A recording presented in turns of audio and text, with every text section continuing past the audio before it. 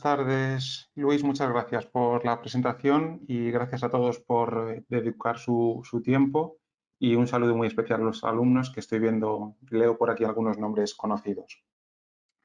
Bien, pues esta tarde lo que vamos a comentar, vamos a hacer una pequeña presentación sobre la herramienta, sobre las técnicas y herramientas que enuncia ISO 31010, esta norma de apoyo técnico, que sirve como complemento para pues todo el entorno de gestión de riesgos, tanto de ISO 31000 como de otras normas. Y bueno, en realidad no tiene por qué circunscribirse solamente a la normalización. Cada vez que queremos evaluar riesgos y entendiendo por tal, pues despejar la incertidumbre en las empresas, en los negocios, en el futuro, para tomar las mejores decisiones, bueno, pues tenemos un catálogo bastante interesante de técnicas que nos pueden ir ayudando.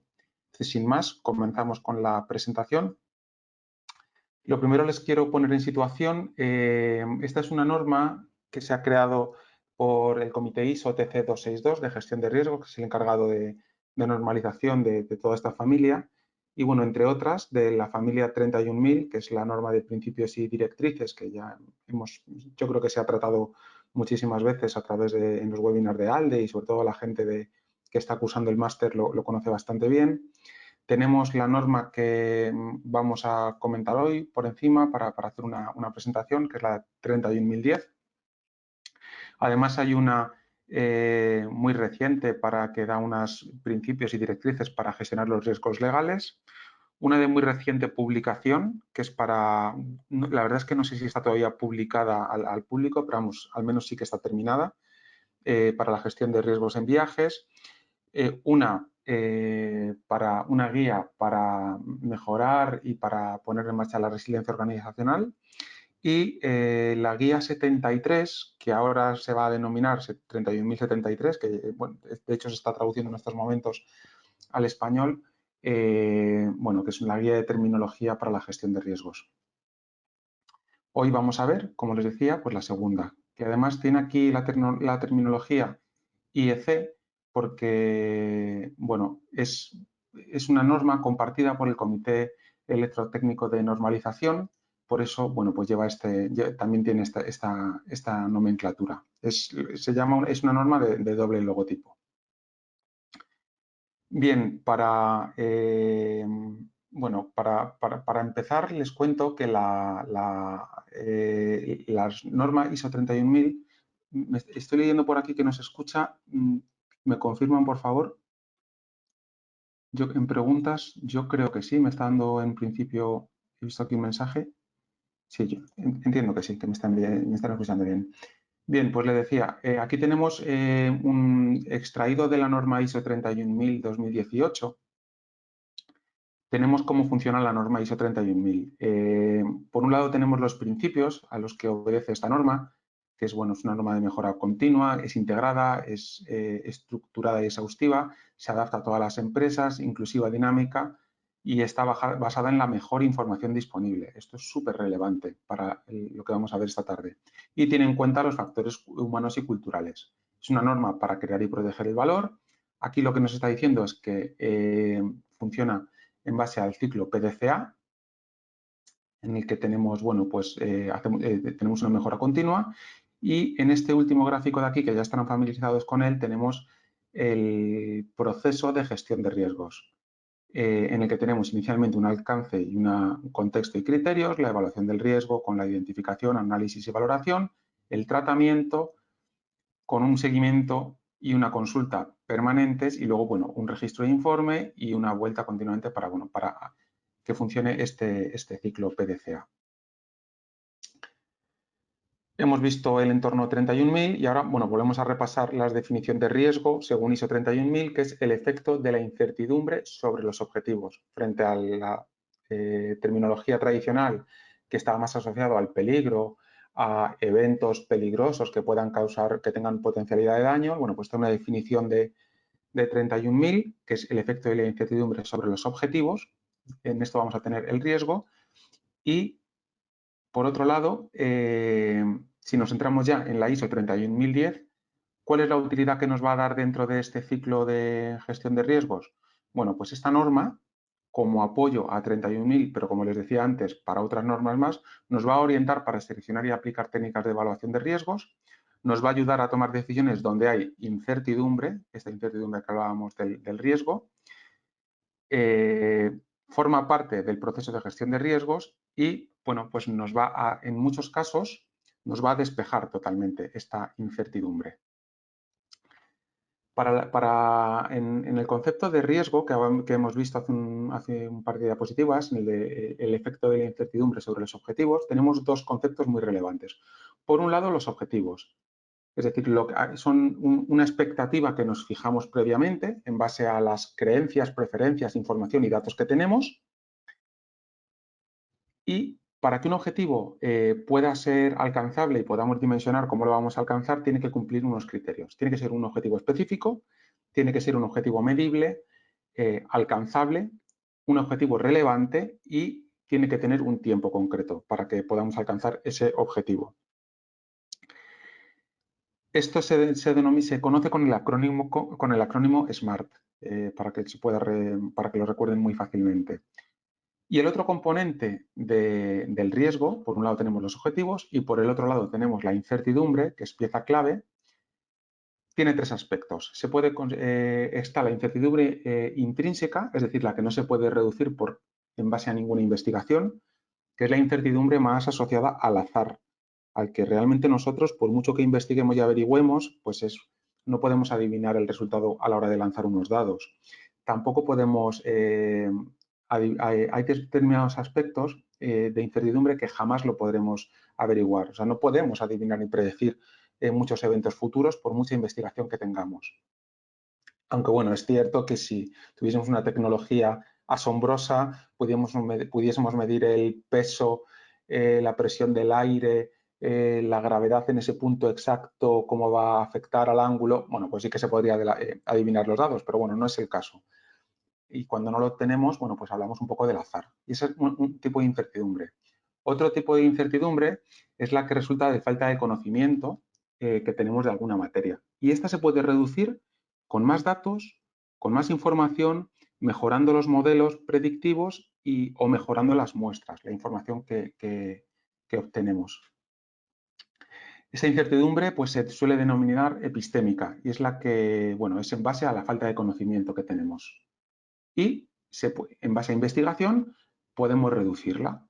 Y a medida que tenemos menor incertidumbre, pues es más fácil conocer los datos y alcanzar los objetivos. Y por otro lado tenemos, bueno, pues la incertidumbre más asociada a la gestión empresarial, a la toma de decisiones, que es la que utilizamos nosotros. Y es la que tiene mucha relevancia en gestión de riesgos. Y esta tiene que ver mucho con los valores que tenemos, con el juicio, con la información, porque es decisiones bajo incertidumbre normalmente muy subjetiva y en base a los sesgos. Nosotros creemos y pensamos según pues, nuestra experiencia vital y la experiencia que tenemos. Y esto pues, ocurre en la vida personal, pero también ocurre cuando en cargos de responsabilidad tomamos decisiones para nuestras empresas y nuestros negocios o cuando estamos asesorando a un cliente. Bien, entonces tenemos, por un lado, hemos definido lo que son los objetivos y lo que es la incertidumbre. Y al combinar estos dos, bueno, pues tenemos esa incertidumbre, es lo que denominamos el riesgo. Entonces, por trasladarlo a las empresas, estas tienen objetivos parciales y globales sujeto a incertidumbre. Una empresa, bueno, se puede poner un objetivo de facturar pues 2 millones de euros en el año 2022. Este es un objetivo que cumple los objetivos SMART. Es un objetivo definido, es un objetivo que cumple en un tiempo completo, es decir, es para el año 2022, es medible, probablemente sea alcanzable si lo hemos fijado, es decir, cumple todos estos requisitos. Pero para ello, bueno, pues las empresas tienen diferentes objetivos parciales. He puesto algunos ejemplos de determinados departamentos. Hay empresas que tienen otros departamentos, algunos que no tienen, pero bueno, por ejemplo, en el departamento de marketing, pues a lo mejor tenemos el objetivo de tener 100 prospectos mensuales, 100 clientes, potenciales clientes a los que podamos hacer una venta. También podemos tener en marketing un objetivo de diseñar una presencia en redes sociales. Fíjense que este ejemplo de aquí abajo no cumple los objetivos SMART. Tendríamos que hacer tendríamos que concretar muchísimo más el objetivo. En ventas, bueno, pues tenemos cerrar X ventas con Y clientes. También puede reducir el churn o la rotación de clientes, pues un 20%. Es un objetivo bastante concreto. El departamento financiero puede tener el objetivo de gestionar los cobros con menos de tantas incidencias.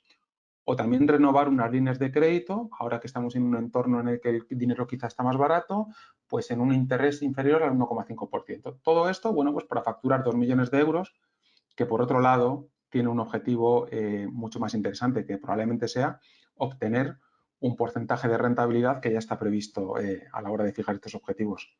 El Departamento de Recursos Humanos tiene otros objetivos, es decir, bueno, cada una de las empresas tiene unos objetivos parciales que contribuyen al objetivo general. Todos ustedes tendrán sus objetivos en cada uno de sus puestos de trabajo. Y además, bueno, pues hay unos riesgos transversales que, por otro lado, es decir, aquí hay cierta incertidumbre en si podremos conseguir o no estos objetivos, y por otro lado hay otros riesgos transversales que afectan a todas las áreas de las empresas. Con el siguiente ejemplo lo vemos un poquito más claro. Este ejemplo ya lo he puesto en alguna ocasión. Aquí estamos hablando, por ejemplo, de la producción, un departamento de producción de bobinas de papel industrial. Y esto es un proceso de fabricación. Tenemos una entrada, que es una materia prima, y tenemos cada uno de los procesos de las actividades que realizamos dentro de este proceso. Molemos corteza, lo mezclamos con agua, blanqueamos esta pasta, lo alisamos, lo secamos, tratamos la superficie y al final obtenemos pues X bobinados de papel cortado. Bueno, tenemos un objetivo y para llegar a este objetivo vamos dando determinados pasos. Durante toda la vida de este proceso estamos sujetos a determinados eventos externos e internos, que estos son los determinados riesgos. Es decir, estos son eventos externos que pueden hacer que nosotros pues, no podamos hacer un secado, no podamos alisar el papel o blanquear la pasta. Bueno, pues aquí, pues, a modo de ejemplo, no sé, pues que haya un corte de luz y de suministro y que la máquina de papel, la máquina de mezclado, pues no funcione porque funciona con energía eléctrica. Por tanto, no podremos hacer el siguiente paso y no podremos llegar a este objetivo final.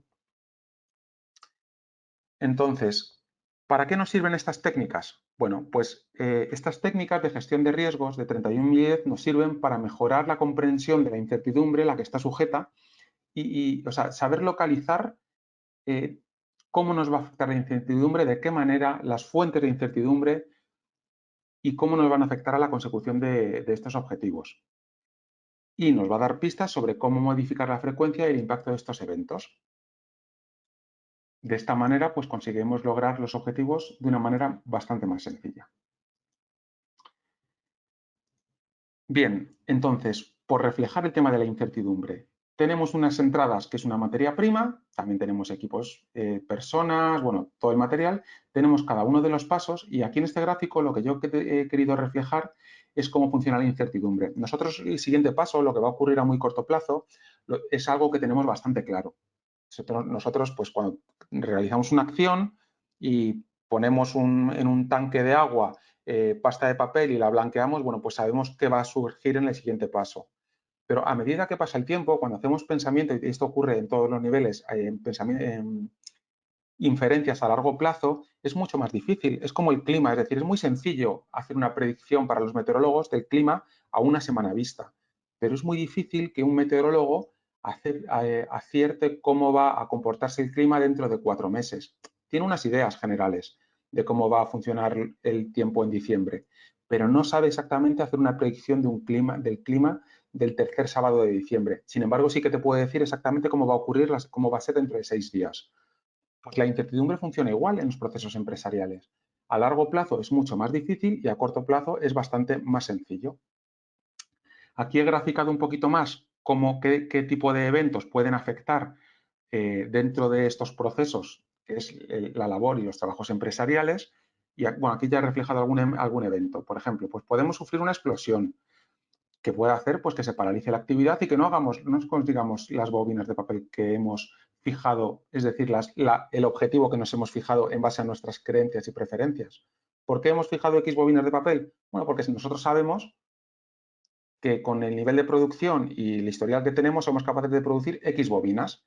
Son nuestras creencias y preferencias. Pero hay determinados eventos que nos pueden afectar, como una explosión, como el agotamiento de nuestros empleados, si están muy cansados al final de la jornada o al final de año, porque no ha habido muchas vacaciones, porque ha habido una pandemia, porque ha habido mucho agotamiento, pues oye, puede hacer que estas bobinas no estén aquí en el objetivo que hemos tenido, que vayan un poquito más abajo.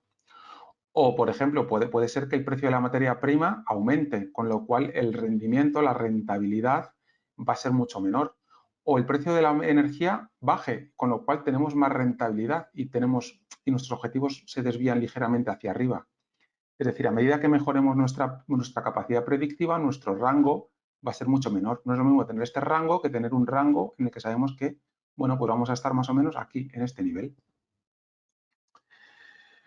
Entonces, bueno, pues volvemos a este gráfico, que es el proceso de gestión de riesgos y en el que tenemos muy claro todos los pasos que tenemos que hacer a la hora de evaluar los riesgos, de gestionar los riesgos de una empresa. Primero debemos definir un alcance, analizar el contexto y definir los criterios de gestión de riesgo, es decir, hasta dónde queremos llegar, cuál es el contexto de nuestra organización y cuáles son los criterios de riesgos que debemos cumplir. A partir de ahí, lo que haremos es el proceso de evaluación de riesgos, que no deja de ser la triada de identificar qué riesgos me van a afectar, analizar estos riesgos y ver exactamente cómo se comportan en base a los criterios que hemos creado y luego ir valorando, ver cómo nos pueden impactar. Y posteriormente, la fase del tratamiento. El tratamiento que puede ser, pues, tomar decisiones operacionales para reducir esta incertidumbre o para prevenir este tipo de riesgos, contratar un seguro para transferirlo a un mercado asegurador o contratar un derivado financiero si, por ejemplo, el riesgo es un riesgo financiero como el tipo de cambio o, a lo mejor queremos ajustar los precios de las materias primas. Bien, bueno, además el siguiente revisión, realizar un informe, el proceso iterativo. Pues bien, para todos estos, la norma 31.000 nos ofrece una serie de técnicas de gestión de riesgos que aquí están bastante bien reflejadas. Este es un trabajo que ha hecho el compañero Sergio Simón. Aquí tenemos, bueno, todo el proceso y en cada una de las fases del gráfico que acabamos de ver, bueno, pues qué tipo de técnicas se pueden ir utilizando. Aquí tenemos en la lista de todas las técnicas. Tenemos, por ejemplo, técnicas para obtener puntos de vista. Bueno, pues tormentas de ideas, técnicas Delphi, grupos nominales, entrevistas, encuestas.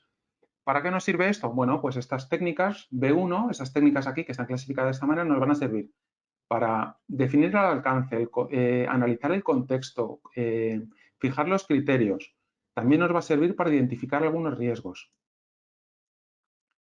También nos va a servir para valorar algunos riesgos. Bueno, y en definitiva, lo que tenemos es un montón de técnicas, no son todas las que están, a ver, sí que son todas las que están, pero se pueden utilizar otras distintas. Pero estas son técnicas que nos ayudan a ir despejando la incertidumbre y resolver ciertas dudas cuando tenemos que pensar en el futuro o en qué va a hacer la empresa o cómo se va a comportar el mercado, a qué riesgos estamos expuestos.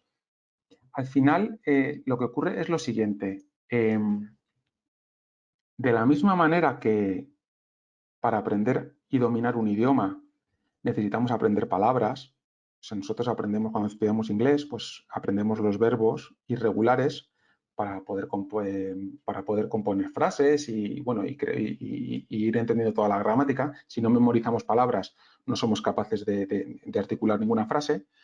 Pues al final, de alguna manera, aunque es cierto que el concepto de riesgo sí que se puede manejar sin dominar las técnicas, porque se puede pedir a un experto que realice un análisis y nos devuelva un dato, conocer las técnicas de riesgo, de gestión de riesgos, nos va a permitir, cuando tenemos una duda, saber exactamente qué tipo de técnica nos podría ayudar a resolver esta duda,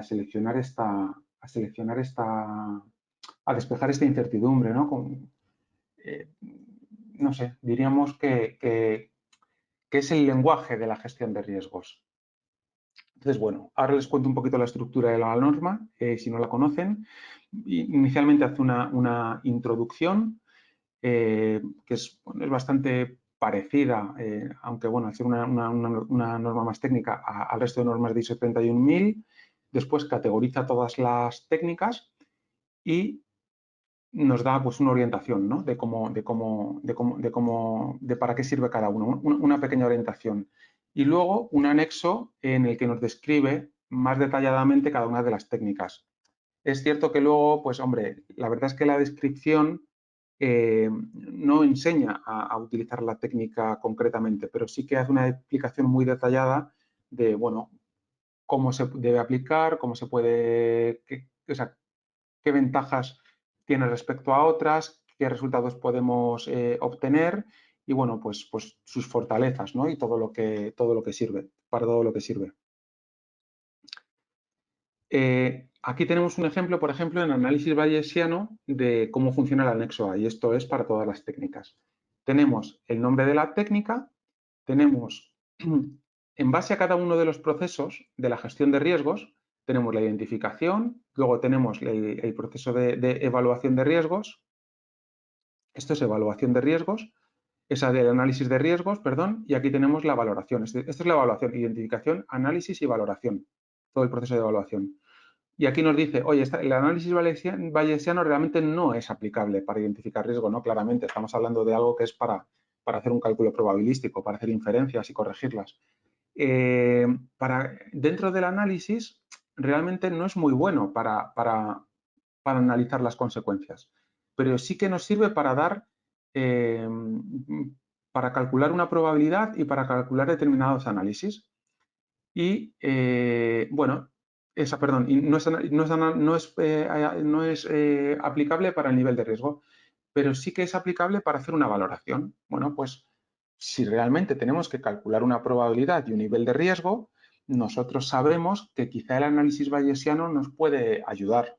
Luego realmente vemos, pues oye, si tenemos datos muy objetivos y no hay que hacer ninguna subjetividad, pero bueno, esto ya es algo propio de conocer las técnicas y de tener más experiencia, quizá esto no es lo más interesante. A lo mejor nos interesa otro tipo de técnica en la que tenemos datos más concretos, pero nos va dando una orientación. ¿Qué es lo siguiente que haríamos? Bueno, pues podríamos irnos al anexo B y veríamos, oye, el análisis bayesiano. Bueno, el resumen, ¿cuáles son los usos más recomendados? ¿Cuáles son los elementos de entrada que puedo necesitar? ¿Dispongo de ellos? No los dispongo, tengo esta información. ¿El resultado que me va a dar es bueno o no lo es? Bueno, y a partir de ahí tomamos la decisión y ya sabríamos, por ejemplo, que estamos calculando una probabilidad porque estamos en una fase de análisis y que es una de las técnicas que nos puede ayudar. Entonces, bueno, pues ahora lo que vamos a comentar un poquito por encima es un poco cómo son las técnicas y cómo se distribuyen. Por ejemplo, a la hora en la primera fase, en la fase previa a la evaluación de riesgos, tenemos el alcance, el contexto y los criterios. Definimos hasta dónde vamos a evaluar los riesgos, cuál es el contexto de la organización y cuáles son nuestros criterios de riesgos. Es decir, no lo utilizamos solamente en la evaluación. También hay ese paso previo, ¿no? Que a veces se pasa por alto, pero que realmente es muy importante, porque si no conocemos un contexto y si no hemos definido unidades de evaluación y si tampoco tenemos unos criterios de riesgo a la hora de analizar, pues vale, analizamos, pero ¿con qué lo comparamos, no? O sea, ¿cuáles eran los objetivos iniciales que nos habíamos previsto y cómo hacerlo? Bueno, pues aquí en este caso tenemos obtener puntos de vista. Tenemos la técnica de tormenta de ideas. Tenemos la técnica Delphi, que es una técnica que lo que hace es asíncrona, no funciona en tiempo, no funciona en el mismo tiempo como el estrés en el que se suele hacer la tormenta de ideas, en el que, bueno, es muy conocida la tormenta de ideas. Se reúne un grupo de personas, se pone un asunto y se van dando ideas sin que nadie coarte a los otros y cualquier cosa que venga a la cabeza y luego se ordena toda esta información. La técnica Delphi es más, es asíncrona, se utilizan expertos y se busca parte de consenso. Y los grupos nominales, pues una técnica pues más mejorada. Es cuando queremos cambiar diferentes pesos dentro de los grupos de expertos, pero también queremos obtener la información y validarla más correctamente y que realmente no se imponga tanto, no se vayan imponiendo tanto los criterios. Tenemos las entrevistas estructuradas o semiestructuradas que podemos hacer a las personas o tenemos encuestas genéricas. Entonces, o sea, ¿por qué es esto? ¿No? Porque al final la gestión de riesgos es algo que es algo de los humanos, ¿no? De las personas, necesitamos conocer y realmente no todos tenemos los recursos que tiene un gobierno, que tiene centros de estudios, ministerios, los cuerpos administrativos súper preparados con mogollón de información, poder pagar a las mejores consultoras. Empresas de 5 o 6 millones de dólares al año, pues es que al final tienes los recursos limitados y al final no tienes muchísimos expertos financieros. Tienes un director financiero que está hasta arriba de trabajo, pero bueno, al menos sí que tiene un contacto con la asociación gremial en la que trabajamos y tienes algo de información y tal. Entonces, lo que hacemos es al final, con los recursos que tenemos, intentamos obtener toda la información que tenemos. Entonces, si gestionamos los riesgos de una empresa y tenemos que analizar un contexto tanto externo como interno, pues tenemos que obtener la información en base a los recursos que tenemos. Pues es muy posible que una empresa mediana no pueda hacer una técnica Delphi con muchísimos expertos. A lo mejor tiene un experto o dos, si se los puede pagar. Pero bueno, tiene gente muy preparada dentro de su equipo, pues oye, gente en recursos humanos, consultores, auditores, que es gente pues que tiene muchísimo contacto con los reguladores. Y bueno, pues es una manera de ir obteniendo información e ir despejando incertidumbre e ir, bueno, pues aprendiendo, ordenando la información para realmente tomar muchas mejores decisiones. He seleccionado esto como mayor ejemplo porque es muy visual. O sea, queremos definir un contexto, pues es que ¿qué tenemos que hacer? Tenemos que lanzar encuestas internamente para ver exactamente la opinión de los empleados, tenemos que hacer entrevistas. Al final es eso, utilizar los recursos que tenemos y debemos conocer las particularidades de cada una de las herramientas para saber qué es lo que mejor se adapta. Bien, entonces, bueno, pues esto es un poco lo que les comentaba. Es que me he adelantado antes de pasar la diapositiva. Cuando definimos el alcance, ¿qué hacemos? Bueno, pues el propósito de la evaluación, los objetivos, quiénes toman las decisiones, las partes interesadas, el resultado que vamos a obtener. Bueno, pues para esto utilizamos información y hacemos eso, obtener puntos de vista, entrevistas, encuestas, todo esto. Para definir el contexto, exactamente igual. Y cuando hacemos los criterios de riesgos que vamos a poner, pues al final, ¿quién define los criterios? Pues lo define la dirección de la empresa. Tú le das una información y el director, en base a esa información, dice, oye, pues mira, nuestros criterios de riesgo, nuestro apetito, bueno, en función del lenguaje, ¿no? Es decir, extraes la información, como gestor de riesgo, transformas, oye, el miedo a perder es este. Bueno, pues tú eso lo transformas en que realmente es un apetito de riesgo, se le da cierta forma y extraes esa información y lo reflejas a la hora de gestionar el riesgo para tomar ese tipo de decisiones cuando haces los criterios. Por eso manejar las técnicas es tan importante. Entonces, por otro lado, en identificación de riesgos tenemos las tormentas de ideas, las técnicas Delphi, los grupos nominales, las entrevistas y las encuestas. Pero también podemos utilizar para identificar riesgos, aquí ya hemos dado un salto, es decir, ya no estamos en contexto, ya estamos dentro de la evaluación, estamos identificando riesgos y sabemos que, oye, a la hora de identificar riesgos, pues oye, es que también las tormentas de ideas son muy válidas. Porque si tenemos a gente que está trabajando con el riesgo continuamente y nos dice, oye, y le hacemos una tormenta de ideas, podemos obtener este tipo de clasificaciones de riesgos y de taxonomías.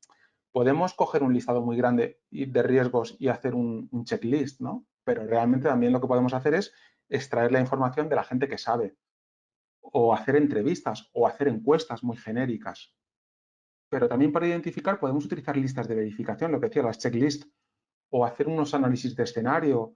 Bueno, pues todo este tipo de técnicas que tenemos por aquí recogidas, B1, B2, B3, son las que la norma recomienda para identificar los riesgos en función de... Mira, ahora aquí tenemos, por ejemplo, el método de Ishikawa, que ahora he extraído un breve ejemplo de la parte de continuidad de negocio para que lo vean en funcionamiento. En cuanto a ver, en cuanto a análisis, bueno, aquí tenemos, vale, el Ishikawa que les estaba comentando. Aquí tenemos el mismo proceso de antes, es el mismo, siempre utilizo el mismo últimamente. Un proceso de fabricar una bobina de papel, el proceso más industrial, aunque luego hay otro tipo de procesos. Molido de corteza, lo mezclamos, blanqueamos con pasta, lo alisamos, lo secamos y tenemos estas bobinas industriales de papel industrial. Aparte tenemos los procesos estratégicos y los de soporte. Bueno, pues en una técnica para ir separando este proceso en actividades, ¿no? Aquí lo que hemos hecho, bueno, miren, aquí lo que se ha hecho es priorizar un producto, oye, ¿qué riesgos hay de que yo no pueda entregar bobinas de papel? Que esto no lo he dicho. Vale, bueno, pues vamos a analizarlo, que esto es prioritario para mí, que no se paralice la producción de bobinas de papel. Bueno, pues sacamos oye, mira, ¿cómo se fabrican? Pues a través de este proceso. Vale, tenemos el mapa de procesos. Bastante más sofisticado, pero bueno, este es muy visual y es muy útil.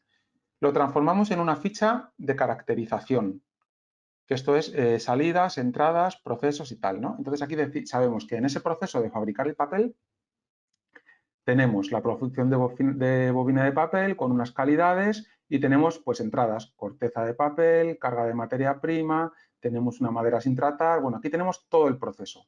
Y con todas estas pequeñas actividades de cada una de las cajitas que hemos visto, que van sucediendo, y nos van dando, bueno, pues todos los pasos, todos los subprocesos, ¿no? O actividades. Y por otro lado, también lo que hacemos es, bueno, pues en base a, ¿cómo lo podríamos obtener esto?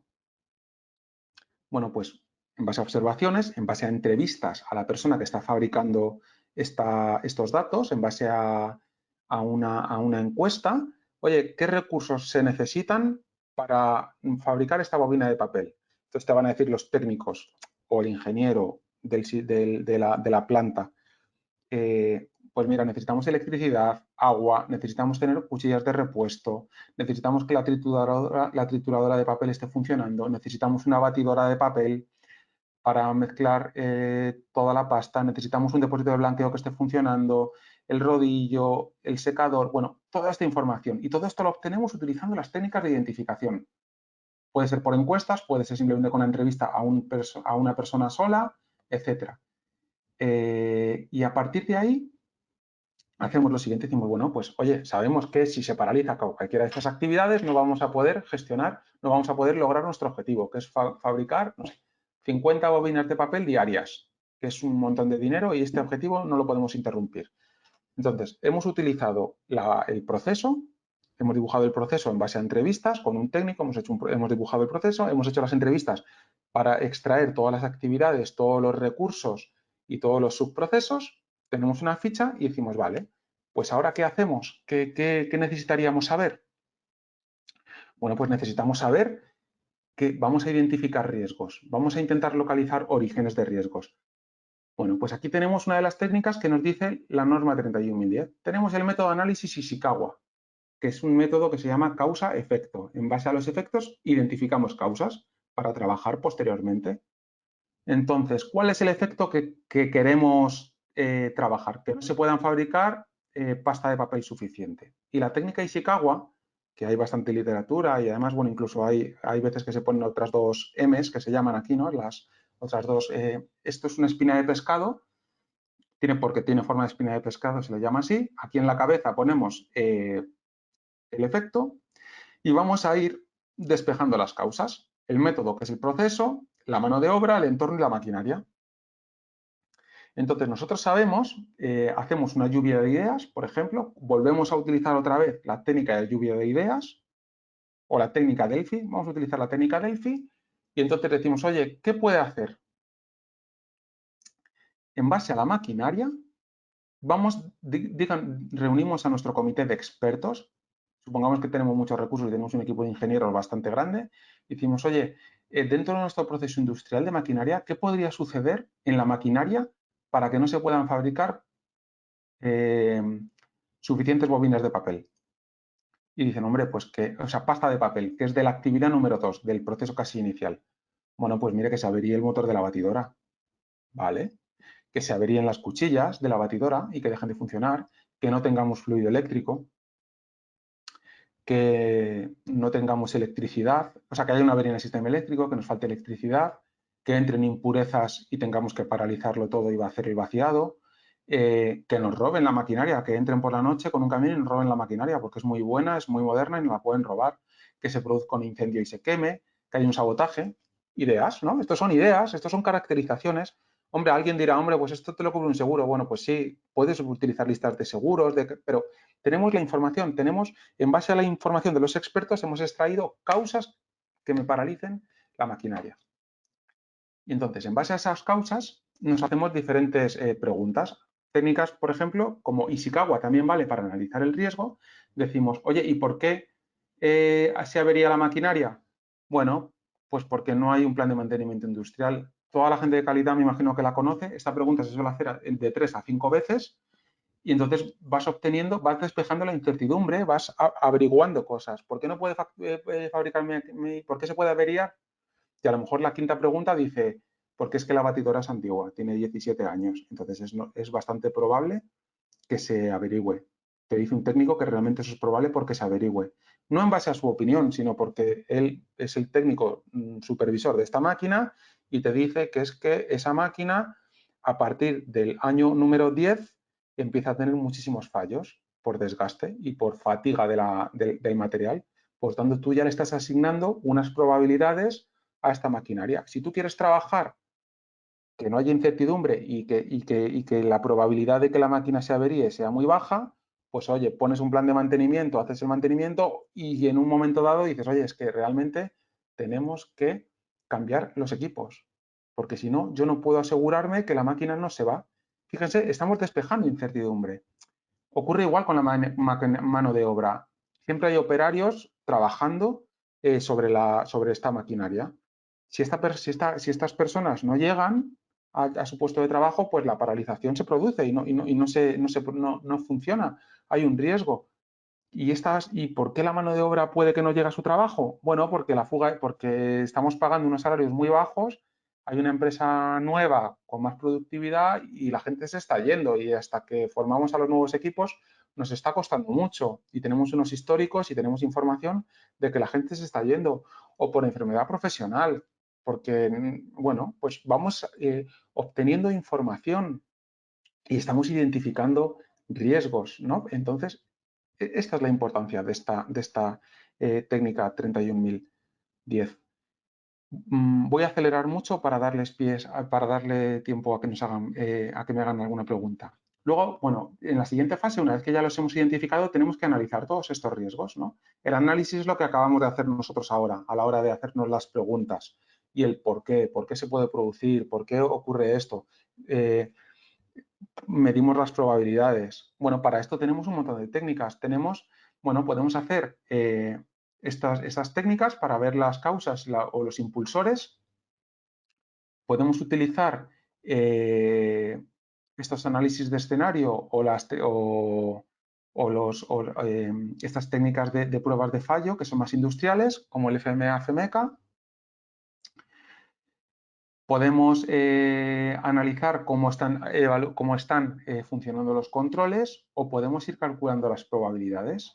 Oye, pues en base a análisis de árboles de fallos de las paralizaciones que ha tenido esta maquinaria, pues oye, damos cuenta que realmente no es que haya que cambiar la máquina entera, es que hay que hacerle una operación de mantenimiento para que se vaya reduciendo la probabilidad y vaya funcionando muchísimo más. Y aquí tenemos, bueno, analizar dependencias y proveer de medidas de riesgos. Y luego, por otro lado, pues hacemos las valoraciones, que son el tomar la decisión final, el ir valorando el riesgo y el tomar la decisión final para ver exactamente, compararlo con los criterios y en base a la información o análisis que tenemos y tomando ese tipo de decisiones. Y una vez que nos salimos del proceso de evaluación, dentro de ese gráfico, que eran los que son los tres, que es el corazón de la gestión de riesgo, que es la evaluación, pues pegamos al salto al tratamiento del riesgo. Y el tratamiento del riesgo que no deja de ser, pues, ir siguiendo los controles para reducir probabilidades y consecuencias. Aquí, bueno, aquí haría falta un diagrama de Pareto para ver si realmente pues, podemos ir destinando los recursos, mínimos recursos para maximizar el control de los riesgos o hacer un análisis coste-beneficio, que la verdad es que me sonaba a mí que el análisis coste-beneficio estaba aquí. Bueno, lo miraré más tarde. Pero bueno, quiero decir que con esto lo que quiero decir es que no es obligatorio que se utilicen solamente las técnicas que están recogidas en cada parte. Si nosotros vemos que un análisis coste-beneficio es importantísimo para un tratamiento del riesgo, pues lo vamos a utilizar. Entonces, tenemos un indicador de qué tipo de técnicas nos pueden ir funcionando para ir despejando la incertidumbre e ir viendo exactamente cuál es la mejor decisión que vamos a tomar. Y finalmente, la parte final, el registro de informe, que es la archiconocida matriz de riesgos y el mapa de calor, que como es la manera más gráfica y más interesante de comunicar y de enviar la información a la gente, bueno, es muy conocido, pero no deja de ser algo que realmente funciona una vez que hemos hecho el análisis de riesgo previo. Las matrices de probabilidad y consecuencia, el análisis de pajarita o las curvas. Entonces, bueno, simplemente por recapitular, puede usarse cualquier herramienta, pero hay que explicar detalladamente, o sea, hay que analizar detalladamente su aplicación. Hay que conocer la modelización de la incertidumbre. Esto se lo he oído yo mucho a un compañero, a Sergi, y es que es importantísimo y además en el máster algunas veces lo vemos. La incertidumbre tiene forma. Es decir, cuando hablamos de probabilidades, si somos capaces a la hora de visualizar, de tomar una decisión, a mí es que esto me impresionó mucho cuando lo aprendí. Si tenemos que tomar una decisión bajo incertidumbre y tenemos muchas probabilidades y tenemos muchas observaciones y somos capaces de visualizar pues, una curva de distribución normal y ver las máximas probabilidades y dónde están los valores extremos, será muy sencillo que tomemos una decisión. Entonces, saber cómo es la incertidumbre o cómo los ciclos útiles, no sé, los gráficos de bañera de las máquinas industriales y saber en qué momento está la máquina. No sé, todos ustedes saben que cuando un coche tiene, no sé, más de 10 años ya pues, las averías empiezan a ser continuas, ¿no? Esto lo aprendemos todo en base a que nos cuesta dinero en nuestro bolsillo. Cuando el coche tiene 10 años y vamos al taller 4 veces a un año, decimos, quizá habría que cambiarlo. Bueno, pues esto ocurre igual en gestión de riesgos, en máquinas de mantenimiento industrial, bueno, un montón de cosas. Si somos capaces de visualizar esto de esta manera, podremos tomar mejores decisiones. Es una guía muy útil para planificar la gestión, porque hoy sabremos ir abordando cómo vamos a ir despejando y cómo vamos a ir abordando cada fase del proyecto. Y, hombre, es importante aprender la técnica, pero sobre todo es importante el saber qué queremos averiguar en ese momento. Es decir, si tenemos muchísimos datos, por ejemplo, de una base de datos de clientes y queremos saber dónde somos más eficientes impactando para conseguir mejor nuestros resultados, sabemos que con las listas, por ejemplo, más depuradas, pues seremos mucho más eficaces, eliminaremos variabilidad en nuestros objetivos. Entonces es muy importante conceptualmente manejar muy bien el riesgo y a partir de ahí, si tenemos las técnicas muy bien, las dominamos bien y las conocemos, sabremos exactamente qué podremos ir aplicando en cada una de las fases. Y aquí no lo he puesto, pero es que es algo que estas semanas me ha parecido un ejemplo muy bueno, ¿no? Lo que les vuelvo a repetir, el tema del idioma. Si para aprender un idioma necesitamos conocer palabras para luego ir practicando e ir haciendo cosas y saber qué queremos decir, es decir, si no sabemos hablar de platos de comida ni de nada de la mesa, difícilmente podremos ir a un restaurante en Rusia y pedir la cena si no conocemos estas palabras, ¿no? Bueno, pues con gestión de riesgos es igual. Si no conocemos determinadas técnicas y cómo obtener cierta información, no sabremos por dónde empezar ni qué ir haciendo, ¿no? Y bueno, pues hasta aquí la presentación. Nos quedan unos 5 minutos para preguntas porque tengo que cerrar en breve, pero pues a su disposición para las preguntas que tengan. Vale, a ver, bueno, me pregunta, a ver, voy a ir un poquito. Voy a ir un poquito para atrás, que me ha ido saltando el cursor.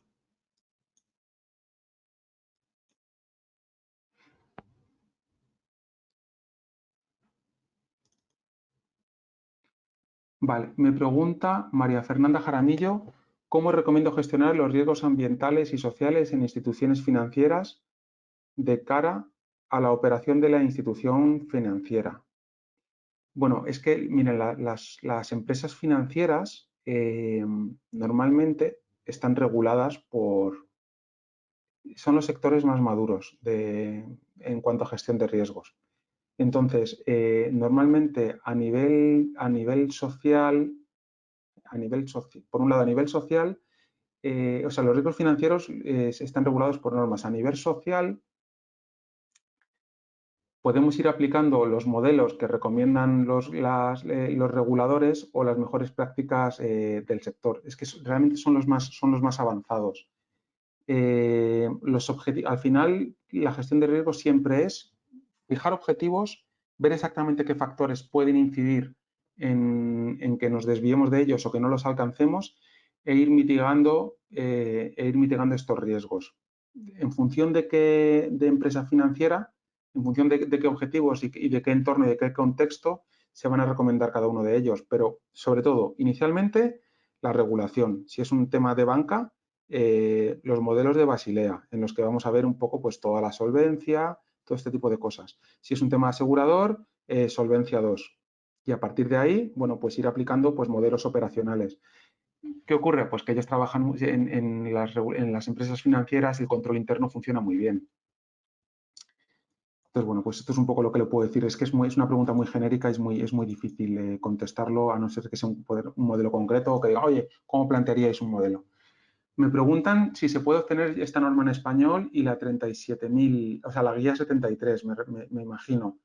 Pues en español sí, está la 2011 publicada, la 2018 está en traducción y la guía 73 también. Y me consta que están, la verdad es que no sé si están publicadas, mírenlo en la página web de UNE, pero sí que me consta que lo vas a necesitar de manera inminente porque es que dentro de la asociación APEGRI hay un grupo de traducción que han trabajado con ello muchísimo. O sea que yo creo que ya está, que sí que está traducido. Y si no, tiene la guía 2011, que esta sí que está traducida segurísimo, pero vamos, la del 2018 ya debe estar. Vale. Me pregunta... Me pregunta Cristian Posadas, ¿cuál es la mejor forma de poder identificar KRIs, ya sea que se tengan que aplicar a procesos nuevos o ya existentes? Bueno, es que los KRIs no se identifican, los KRIs se fijan. Cuando planificas un sistema de gestión y tienes que hacer un análisis y tienes que poner determinados identificadores predictivos, tú lo fijas. ¿Cuál es la clave? Bueno, aquellos que sean determinantes de que un riesgo tenga un gran impacto y pueda impactar, ¿no? sobre la empresa. Entonces, el KRI se identifica, o sea, se fija para que nos brinde información, no los tenemos que identificar. Pero si queremos saber exactamente cuál es el más interesante, los más interesantes son los que están asociados a los determinantes, no sé, en el triángulo de fuego en el que hay un comburente, un combustible, pues debe ser en la chispa, ¿no? En algo que sea un identificador, en lo que me identifique que el riesgo se puede manifestar, porque si lo hacemos en base a temperatura o algo que me lo pueda, que ya haya producido, pues será algo más reactivo. Entonces, los KRI suelen ser más predictivos. Me pregunta Ana Isabel Tamar Rubiano que cómo le recomiendo utilizar la 31.000 en una empresa de transporte de carga. Bueno, pues a ver, yo lo que haría es lo siguiente. Primero, en una empresa de transporte, primero me tendría muy claro cuáles son los objetivos. Los objetivos de una empresa de carga es llegar a destino, o sea, no sé, entregar dentro de un mes o dentro de un año determinados paquetes sin una pérdida, sin una merma, en un tiempo y sin daños materiales. Entonces, a partir de ahí, lo que haría es, vería todos los procesos de la empresa de transportes, todos los procesos, el de entrega, tal, etcétera, fijaría muy bien los objetivos e iría analizando exactamente qué riesgos pueden impactar. Inicialmente le daría muchísimo peso a los riesgos disruptivos, a la continuidad de negocio, porque si se paraliza, sus clientes se van a ir y no van a trabajar con usted. Entonces, a partir de ahí, una vez que he hecho los riesgos disruptivos, después diría, oye, a partir de ahí me metería en la parte más relacionada a la calidad, al robo, bueno, a lo que pueda hacer que mi empresa no sea la más solvente para ir enfocándome por ahí. Pero siempre objetivos, procesos, productos y a partir de ahí la implantación de la norma. Me dice Gustavo González, ¿qué técnicas se utilizan para identificar y gestionar riesgos reputacionales debido a exposiciones de redes sociales en empresas de alimentos? Bueno, pues en este caso, a nivel reputacional, las encuestas a clientes finales y el tener observaciones, si queremos ser más sofisticados, ir haciendo trabajos de investigación sobre redes sociales y encuestas a clientes en base a un criterio que hayamos puesto. Claro, al final es que en todo mucho sentido. Es decir, oye, ¿cuál es el riesgo reputacional? ¿Cuál es? pues que la empresa no funcione, que la empresa no tenga muy buena reputación, ¿no? Es decir, que tengamos eventos que puedan perjudicar. Bueno, pues analizamos, identificamos qué tipo de eventos en empresas similares han tenido un impacto muy grande en su reputación y hacemos un seguimiento y vamos tomando las medidas para que nosotros no podamos caer en este tipo de eventos. Yo no soy especialista en riesgos reputacionales, pero lo orientaría de esta manera. Bueno, una vez que ya lo orientas de esta manera, te sirves de los profesionales y dices, oye, alguien de redes sociales que haga mucho seguimiento, que controle la información y que me vaya sirviendo puntualmente toda la información para ir tomando decisiones y ir midiendo exactamente cómo son los impactos publicitarios.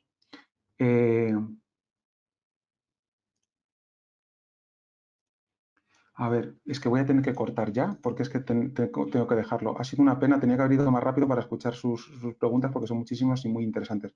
Voy a contestar las dos últimas. A ver, me dice Edgar Villatoro, ¿cómo proceder a gestionar riesgos a una empresa en donde no conozco los procesos de producción? Pues Edgar, esto es imposible. Esto es imposible. Es decir, si queremos gestionar los riesgos de algo, debemos conocerlo. Entonces, lo primero que hay que hacer es conocer el contexto. Entonces, analizamos el contexto externo e interno de la empresa y lo primero que tendremos que hacer es ir viendo exactamente todos y cada uno de los procesos, porque si no sabemos lo que sucede, somos incapaces de averiguar pues cómo le puede afectar la incertidumbre. Muy bien. Y a ver, me dice Sandra Milena que al principio de la información clasifiqué los riesgos en 3 grupos y que no puedo alcanzar a tiempo, que se le puede repetir. Sí, es muy sencillo. El primero son los riesgos que no podemos despejar, el azar puro. Lo que se suele llamar, a veces incluso es el riesgo que nosotros no podemos adivinar. Luego tenemos el riesgo que sí que podemos adivinar, es decir, la incertidumbre que sí podemos despejar en base a información o a conocimiento. Y luego está la incertidumbre asociada a las decisiones que está muy afectada por los sesgos, por las creencias y por nuestras preferencias. Esos son los 3 grupos.